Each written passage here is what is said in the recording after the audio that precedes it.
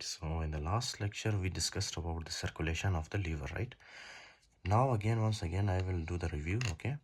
क्या है कि ये जो है ना एसोफेगस स्टमक से small intestine large intestine right तो different arteries for example superior inferior mesenteric artery right ये सारे क्या करते हैं ये सारे जो है ना जीआईटी से ब्लड को लेके जाते हैं लीवर की तरफ राइट लेकिन अभी क्या है कि लीवर जो है हमारा डैमेज हो चुका है right liver is damaged completely fine so what happens यहाँ से जितना भी ब्लड है वो कोशिश करता है कि ये सारा ब्लड लीवर की तरफ जाए right this is your portal circulation this is your portal circulation right लेकिन क्या है कि पोर्टल सर्कुलेशन के अंदर इतना ज़्यादा प्रेशर होता है राइट कि ये ब्लड बैक साइड मूव करना स्टार्ट कर देता है इस तरह से बैक साइड ओके पीछे की तरफ मूव करना स्टार्ट कर देता है ये blood so that will lead to the very first thing that you need to see okay जब एसोफेगस के अंदर ऑब्वियसली इस तरह से छोटे छोटे ब्लड वेसल्स होते हैं राइट इस तरह से ब्लड वेसल्स लेकिन जब ये ब्लड पीछे की तरफ आता है तो ये ब्लड जो है क्या करेगा ये वेसल्स के अंदर आ जाएंगे राइट तो ये वेसल्स इस तरह से फूल जाएंगे राइट ये इस तरह से फूल जाएंगे okay fine they will become bigger in the diameter okay that condition is called as oesophageal varices okay oesophageal varices ये एसोफेजियल वेरिसिस कभी भी रप्चर हो सकता है right it is an complication ये कभी भी रप्चर हो सकता है और इसके रप्चर होने की वजह से ये जो ब्लड है ना इस वेसल के अंदर ये इस तरह से बाहर की तरफ आ सकता है राइट और जब ये पेशेंट्स वॉमिटिंग करते हैं तो इनके वॉमिट में भी क्या होता है ब्लड होता है जिसको हेमेटमेसिस कहते हैं okay haematemesis right haematemesis okay the next thing that you need to remember obviously यही ब्लड इस तरह पीछे की तरफ आता है ओके प्रेशर ज़्यादा होने की वजह से तो क्या होगा ये आप लेफ्ट गैस्ट्रिक आर्टरी होती है ना स्प्लेनिक आर्टरी वगैरह चलो छोड़ो उसको तो जब ये स्टमक की तरफ आती है राइट ये ब्लड तो स्टमक से भी ब्लीडिंग होने के चांसेस ज़्यादा होते हैं राइट तो स्टमक से भी ब्लीडिंग हो सकता है okay fine upper GI bleed जिसको कहते हैं अपर जीआई ब्लीड ओके इसी तरह से यही ब्लड जब पीछे की तरफ आता है स्मॉल इंटेस्टाइन में लार्ज इंटेस्टाइन में राइट तो क्या है कि ये जो ब्लड वेसल्स है ना ये जो ब्लड वेसल्स है सुपीरियर इन्फीरियर मेसेंटेरिक आर्टरी इनमें जब ब्लड की प्रेशर ज़्यादा होती है राइट ये ब्लड के कंटेंट स्पेशली जो ब्लड के अंदर जो फ्लूइड है ना that fluid starts leaking okay वो फ्लूइड ब्लड वेसल के बाहर निकलते हैं क्योंकि बहुत ज़्यादा प्रेशर होता है right so that will lead to fluid accumulation in the abdominal cavity देख रहे हो आप ये abdominal cavity है राइट ये abdominal cavity ये abdominal cavity तो abdominal cavity में क्या होगा fluid की accumulation होगी इस तरह से okay see this is fluid accumulation in the abdominal cavity right and this condition is called as the ascites अब आपको पता चला कि ascites कैसे डेवलप होता है ascites जब ये वेंस के अंदर inferior superior mesenteric वेंस के अंदर जब प्रेशर ज़्यादा होती है राइट सो वहाँ से क्या होता है कि ब्लड के अंदर ब्लड वेसल के अंदर जितना भी कंटेंट होता है स्पेशली फ्लूइड वो लीक होता है एब्डोमिनल कैविटी में that will lead to ascites fine ये देख रहे हो आप यहाँ पे ये for example superior inferior mesenteric vein के अंदर जब प्रेशर ज़्यादा होती है सो उसमें से फ्लूइड लीक होना स्टार्ट होता है राइट ये फ्लूइड फिर इस तरह से एब्डोमिनल कैविटी में एक्यूमुलेट होना स्टार्ट कर देता है राइट इसको हम क्या कहेंगे एसाइटिस राइट कभी कभी क्या है कि ये जो आपका है ना इंटेस्टिन के आसपास जो है इस तरह से लिम्फ नोड्स होते हैं राइट इनको क्या कहेंगे लिम्फ नोड्स राइट तो क्या है कि कभी कभी ये जो इंटेस्टिनल वॉल डैमेज होता है लिवर सिरोसिस में ओके प्रेशर ज़्यादा होने की वजह से यहाँ से इसके अंदर जो बैक्टीरिया होता है ना स्पेशली ई कोलाई ये इस तरह माइग्रेट करता है पहले लिम्फ नोड में फिर लिम्फ नोड से ये अपनी जगह बना लेता है अपनी एंट्री एब्डोमिनल कैविटी में और एब्डोमिनल कैविटी में क्या है हमारे पास फ्लूइड राइट तो ये बैक्टीरिया इस फ्लूइड में आके क्या करेगा इस फ्लूइड में आके ये यहाँ पे इन्फेक्शन कॉज करेगा राइट इन्फेक्शन कॉज करने के बाद ऑब्वियसली न्यूट्रोफिल्स आएंगे राइट न्यूट्रोफिल्स आके बैक्टीरिया के साथ लड़ेंगे ये वो एक अलग से प्रोसेस होगा राइट सो क्या होगा ये जो एसाइटिक फ्लूइड है ना एसाइटिस में क्या होगा स्पॉन्टेनियस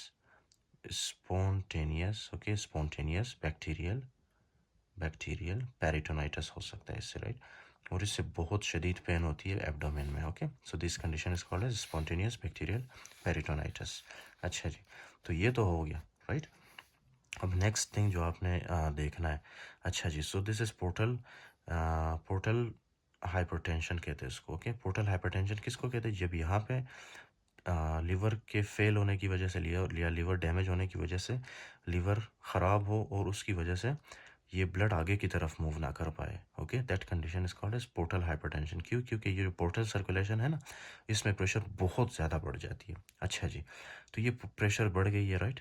ये पोर्टल सर्कुलेशन है, यहाँ पे प्रेशर बहुत ज़्यादा है, बहुत बहुत बहुत ज़्यादा है। ओके, इसकी वजह से क्या होगा कि ये जो लिवर के अंदर जो ब्लड वेसल्स हैं, राइट, इनके अंदर क्या होता है, एंडोथीलियल सेल्स इस तरह से, राइट।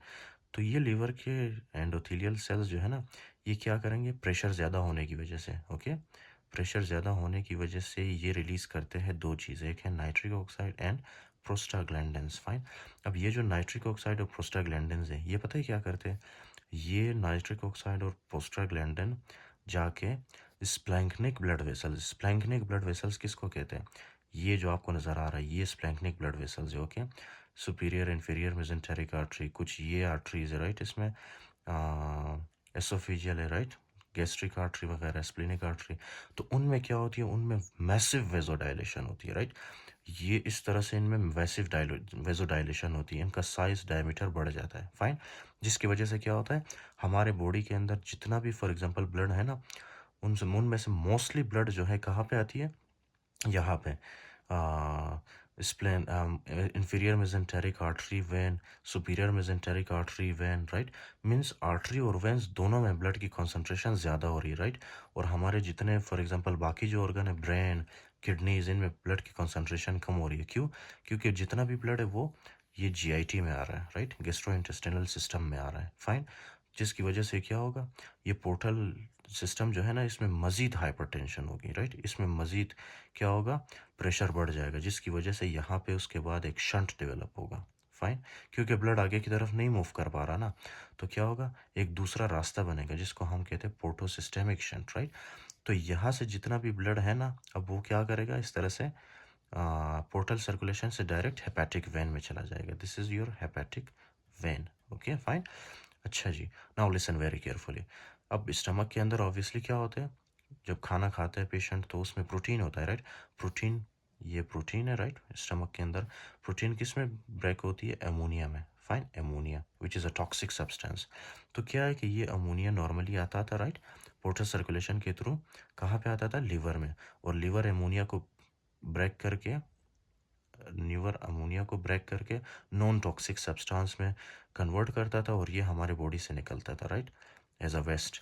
लेकिन अभी क्या है कि अभी अमोनिया जब आ रहा है ना पोर्टल सर्कुलेशन में, लीवर तो इसकी ब्रेकडाउन नहीं कर पाता, इसकी वजह से ये अमोनिया क्या होगा, पोर्टोसिस्टेमिक शंट के थ्रू डायरेक्ट हेपेटिक वेन में चला जाएगा, राइट, विदाउट ब्रेकिंग डाउन।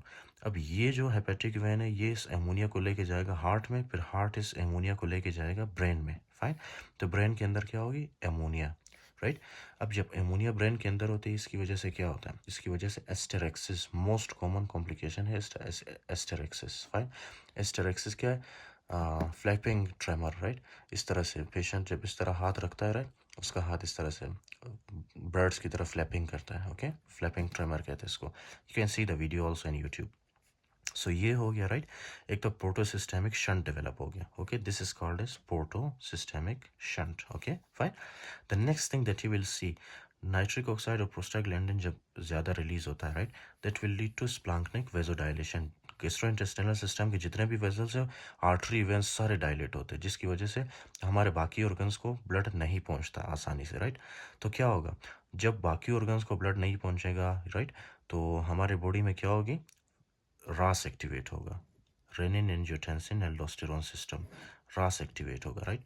जब रास एक्टिवेट होता है तो रास क्या करता है हमारे बॉडी में, रास करता है मैसिव वेजो कॉन्स्ट्रिक्शन, वेजो कॉन्स्ट्रिक्शन, राइट। जब वेजो कॉन्स्ट्रिक्शन होती है ना, सबसे पहला वाला जो वेसल कॉन्स्ट्रिक्ट होता है, right, that is your kidney vessel. Okay, kidney vessel, ये देख रहे हो आप, किडनी में सबसे पहले क्या होती है, वेजो कॉन्स्ट्रिक्शन, राइट। जब किडनी में वेजो कॉन्स्ट्रिक्शन होगी, तो आप बताएं, क्या किडनी को नॉर्मल ब्लड सप्लाई होगा, क्या किडनी को नॉर्मल ब्लड सप्लाई होगा, नहीं होगा, राइट। क्योंकि वेसल्स ही कॉन्स्ट्रिक्ट हुई है, राइट। जब वेसल्स कॉन्स्ट्रिक्ट होती है तो किडनी को नॉर्मल ब्लड सप्लाई नहीं होता, जिसकी वजह से किडनी में अक्यूट किडनी इंजरी हो सकता है, राइट। अब अक्यूट किडनी इंजरी की वजह से क्या क्या हो सकता है, एक तो यूरिन आउटपुट कम होता है, राइट। वाटर कम निकलना स्टार्ट होता है, वाटर सारा हमारे बॉडी के अंदर एक्यूमुलेट होना स्टार्ट कर देता है, राइट। दूसरा, जब किडनी इंजर होता है तो यूरिया क्रिएटिनिन की कॉन्सेंट्रेशन ज़्यादा होती है, फाइन। तो ये एक इंडिकेशन है कि जब हम क्रिएटिनिन चेक करते हैं, अगर क्रिएटिनिन हमें ज़्यादा मिले, so that is an indication कि लिवर सिरोसिस हो सकता है इसको, फाइन। दूसरी बात ये कि यूरिनरी आउटपुट भी कम होता है, फाइन। अच्छा जी, तो ये है हमारे पास हेपेटोरेनल सिंड्रोम। कैसे डेवलप हुआ हेपेटोरेनल सिंड्रोम? सबसे पहले स्प्लैंक्निक वेजोडाइलेशन हुई है, राइट। उसके बाद जो है क्या हुआ, स्प्लैंक्निक वेजोडाइलेशन के बाद रास सिस्टम एक्टिवेट हुआ। रास सिस्टम ने क्या किया, वेजो कॉन्स्ट्रिक्शन किया। वेजो कॉन्स्ट्रिक्शन के नतीजे में सबसे पहला जो ब्लड वेसल है जिसकी वेजो कॉन्स्ट्रिक्शन होती है वो है रेनल, राइट। रेनल की जब वेजो कॉन्स्ट्रिक्शन होती है तो रेनल को नॉर्मल ब्लड सप्लाई नहीं होती, जिसकी वजह से अक्यूट किडनी इंजरी हो सकता है और यूरिनरी आउटपुट कम होता है और क्रिएटिनिन बढ़ जाता है उसमें। So this condition is called as hepatorenal syndrome. And this condition, okay, जब यहाँ से एमोनिया ब्रेन के अंदर चला जाता है, राइट, इस मैकेनिज्म के through, this is called as hepatic encephalopathy, hepatic encephalopathy. Okay, this condition is called as hepatic encephalopathy or a hepatorenal syndrome, or ये है ascites. So this is the third lecture, okay, of the cirrhosis. What you see in this, the first thing that you need to remember, ये liver हमारे पास है जो कि damage हो चुका है, राइट, cirrhosis की वजह से, फाइन। ये liver डैमेज हो चुका है। अच्छा जी, first thing that you need to see, okay, this is your blood vessel, fine. अब ये जो आपका ब्लड वेसल है ना, ब्लड वेसल के अंदर ऑब्वियसली क्या होता है, ब्लड फ्लूइड वगैरह होती है, राइट।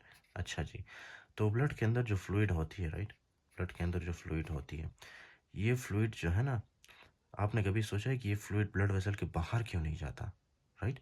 ये बाहर क्यों नहीं जाता, हालांकि ये फ्लूइड ब्लड वेसल के बाहर जा सकता है, राइट, लेकिन ये ब्लड वेसल के बाहर नहीं जाता। उसकी उसके पीछे जो है ना एक रीज़न है।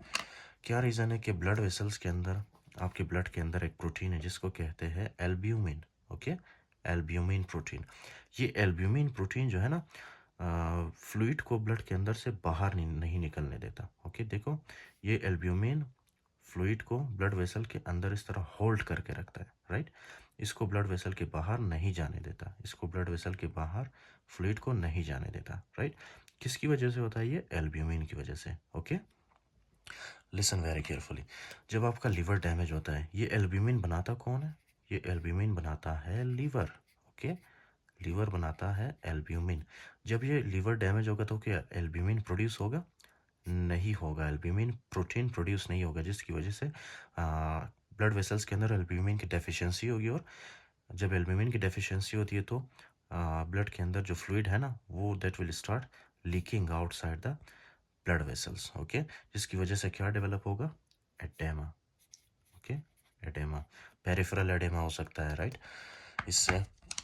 अच्छा जी, तो उसके बाद क्या है, उसके बाद यही जो फॉर एग्जांपल आपके पास लीवर है, these will also produce a kind of, you can say like thrombopoietin, okay, एक तो थ्रोम्बोपोइटिन रिलीज करता है, राइट। उसके अलावा ये क्या रिलीज करता है यार, clotting factors, okay, clotting factors 1972, okay. इसका मतलब ये है ना कि क्लोटिंग कौन कौन से क्लोटिंग फैक्टर्स प्रोड्यूस करता है, clotting factor 10, clotting factor 9, clotting factor 7 and 2, right. ये क्लोटिंग फैक्टर्स रिलीज करता है। अच्छा, नाउ टेल मी, अगर लीवर डैमेज हो तो क्या थ्रोम्बोपोइटिन होगा रिलीज? जब थ्रोम्बोपोइटिन रिलीज नहीं होगा, राइट, नहीं होगा ना, क्योंकि लीवर डैमेज हो चुका है, तो क्या थ्रोम्बोसाइट्स बनेंगे या प्लेटलेट्स? प्लेटलेट्स भी नहीं बनेंगे, राइट, प्लेटलेट्स की डेफिशिएंसी होगी, राइट, क्योंकि थ्रोम्बोपोइटिन ही प्लेटलेट्स के प्रोडक्शन को स्टिमुलेट करता है, राइट। इसी तरह क्लोटिंग फैक्टर्स बनेंगे 1972, ये भी नहीं बनेंगे, राइट, तो क्लोटिंग फैक्टर्स की डेफिशिएंसी होगी, राइट। अच्छा जी, जब इन दोनों की डेफिशिएंसी होती है तो क्या होता है, ब्लीडिंग के चांसेस ज़्यादा होते हैं, राइट। जब ब्लीडिंग के चांसेस ज़्यादा होंगे तो कहाँ कहाँ से ब्लीड होगी, सबसे पहले आपने याद रखना है कि आपके जो ब्लड वेसल्स होते हैं ना ब्रेन के अंदर, वहाँ से ब्लीडिंग चांसेस ज़्यादा होती है, राइट, जिसको हम क्या कहेंगे, intra cerebral haemorrhage, right. Blood vessels जो ब्रेन के अंदर होती है, राइट, वहाँ से ब्लीडिंग के चांसेस ज़्यादा होते हैं, okay, that will lead to intracerebral haemorrhage, this is very serious complication. The next thing, आपके जो फॉर एग्जांपल नाक है ना, वहाँ से ब्लीडिंग के चांसेस ज़्यादा है, okay, that will lead to epistaxis obviously, okay, epistaxis. फिर उसके बाद आपकी GIT, right, gastrointestinal bleeding के चांसेस ज़्यादा होते हैं। और अगर ये गेस्ट्रो इंटेस्टिनल ब्लीड वॉमिटिंग के थ्रू निकले, राइट, मुंह से, उसको हम क्या कहेंगे, हेमेटोमेसिस, ओके, हेमेटोमेसिस, राइट। और अगर फॉर एग्जांपल नीचे से निकले ये, इसको हम क्या कहेंगे, मेलेना, ओके, मेलेना, राइट। अच्छा जी, so these are the complications, okay. Now the next thing that you need to remember, as I told you earlier, okay, ये क्या करता है, ये अमोनिया को कन्वर्ट करता है नॉन टॉक्सिक या लेस टॉक्सिक सब्सटेंस में, राइट। जब अमोनिया जब लिवर डैमेज होगा तो क्या अमोनिया हमारे बॉडी से या इसको डैमेज सी जब लिवर डैमेज होगा, राइट, तो क्या अमोनिया की ब्रेकडाउन होगी स्मॉल पार्टिकल्स में? नहीं होगी, जिसकी वजह से क्या होगा, ये अमोनिया आके हमारे ब्रेन में एक्यूमुलेट होना स्टार्ट करेगा, राइट। अमोनिया हमारे ब्रेन में एक्यूमुलेट होना स्टार्ट करेगा, जिसकी वजह से क्या होगी, एस्टेरेक्सिस, ओके, एस्टेरेक्सिस, राइट। एस्टेरेक्सिस क्या है, flapping tremors, okay, you can see the video of this, it is very important. Asterixis is flapping tremors, okay, right. अच्छा जी, तो ये हो गया, राइट। उसके बाद जो है यही लीवर क्या करता है, this is very important now, ये है एस्ट्रोजन आपके पास, ओके, एस्ट्रोजन। एस्ट्रोजन को ये कन्वर्ट करता है स्मॉल मेटाबोलाइट्स में, इस तरह से, राइट। फिर ये स्मॉल मेटाबोलाइट्स हमारे बॉडी से एलिमिनेट होते हैं, राइट, जब एस्ट्रोजन ज़्यादा होता है बॉडी के अंदर। अच्छा जी, अच्छा, जब ये लीवर डैमेज होता है तो क्या ये एस्ट्रोजन स्मॉल मेटाबोलाइट्स में कन्वर्ट होंगे? नहीं होंगे, राइट, जिसकी वजह से एस्ट्रोजन की ज़्यादती होती है, राइट। एस्ट्रोजन ज़्यादा होता है हमारे बॉडी के अंदर। Do you know what characteristics we see? The first thing in male that we see, that is the gynecomastia, okay, gynecomastia और गाइनोकोमास्टिया, राइट। इसमें क्या होता है कि मेल के पास ब्रेस्ट होता है, right, this is very unusual condition, okay. So उसके अलावा क्या होता है, फीमेल्स में, स्पेशली फीमेल्स में एमेनोरिया काज कर सकता है ये, ओके, एमेनोरिया, एस्ट्रोजन जब ज़्यादा होता है बॉडी के अंदर, ओके। उसके अलावा मेल्स में ये एक और चीज़, एक तो एक गाइनोकोमासिया, एक दूसरा है टेस्टिकुलर एट्रोफी काज कर सकता है, right, testicular atrophy, right, testicular atrophy. अच्छा जी, एक तो ये हो गया, राइट। अच्छा, इसके बाद यही जो हमारे पास है, एस्ट्रोजन जब ज़्यादा होती है ये ब्लड वेसल्स के अंदर जाता है, और ब्लड वेसल्स में ये क्या करता है, स्पाइडर एंजियोमास बनाता है, स्पाइडर एंजियोमास, ओके, स्पाइडर एंजियोमास। उसके अलावा एक चीज़ मैं आपको बताता चलूँ कि जब क्लोटिंग फैक्टर्स, प्लेटलेट्स की कमी होती है ना हमारे बॉडी के अंदर, तो आपको पता है स्किन के ऊपर इस तरह से पिटिकिया बनते हैं, पिटिकिया परपरा वगैरह, राइट, पटिकिया रेशेस बनते हैं, या परपरा, पटिकिया परपरा, यू नो व्हाट इज़ पटिकिया परपरा? ये आप सर्च कर लो, राइट, गूगल में इसके पिक्चर्स, ये कैसे दिखते हैं पटिकिया परपरा, ओके, फाइन। अच्छा जी, पटिकिया परपरा बनते, उसके अलावा ये जो लीवर है, राइट, लीवर क्या कर रहा है, लिसन वेरी केयरफुली, ओके। ये जो लीवर है हमारे पास, this will convert the unconjugated bilirubin into conjugated bilirubin. फिर ये कॉन्जुगेटेड बिलीरुबिन फिसिस के साथ मिलके हमारे बॉडी से निकल जाता है, राइट, हमारे बॉडी से एज अ वेस्ट के तौर पे निकल जाता है। लेकिन जब लीवर डैमेज होगा तो अनकॉन्जुगेटेड बिलीरुबिन कॉन्जुगेटेड बिलीरुबिन में कन्वर्ट नहीं होगा, जिसकी वजह से अनकॉन्जुगेटेड बिलीरुबिन की कॉन्सेंट्रेशन ज़्यादा होगी, और यही अनकॉन्जुगेटेड बिलीरुबिन जब स्क्लेरा में डिपॉजिट करता है ना, आइस में, ओके, जब आइस में डिपॉजिट करता है स्क्लेरा में, so that will lead to icterus, okay. This is something really clear, okay. जब आपका लीवर काम नहीं करेगा तो क्या होगा, यही अनकॉन्जुगेटेड बिलीरुबिन कहाँ पे जाएगा, ब्लड में, सर्कुलेशन में, फिर सर्कुलेशन से होते हुए किसी तरह अपना रास्ता बना लेता है स्क्लेरा में, राइट।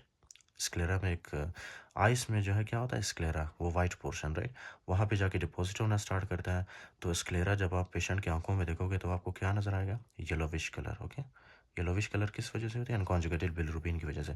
सेकेंडली, ये अनकॉन्जुगेटेड बिलीरुबिन आप जाता है आपके स्किन में, फाइन, स्किन में जब ये डिपॉजिट होता है, so this will give yellow colour to your skin, okay, yellow colour. इन दोनों कंडीशन को कंबाइनली हम क्या कहेंगे, jaundice, okay, jaundice, right, jaundice. अच्छा जी, तो ये फाइंडिंग्स मिलती है हमें, ओके।